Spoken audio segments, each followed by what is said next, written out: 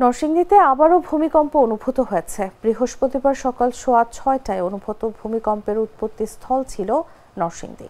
ভূমিকম্পের মাত্রা ছিল 4.1।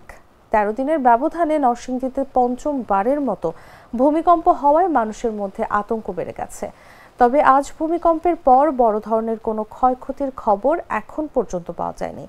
এর আগে গত মাসের 21 তারিখ হওয়া ভূমিকম্পে নরসিংদীতে 5 জন নিহত হন, আহত হন শতাধিক। ক্ষতিগ্রস্ত হয় শতাধিক সরকারি বেসরকারি স্থাপনা। উল্লেখ্য, বৃহস্পতিবার ভোর 6:14:45 রাজধানী ঢাকায় ভূমিকম্প অনুভূত হয়। এর উৎপত্তিস্থল নরসিংদী। আবহাওয়া অধিদপ্তরের সহকারী আবহাওয়াবিদ ফারজানা সুলতানা এই তথ্য নিশ্চিত করেছেন।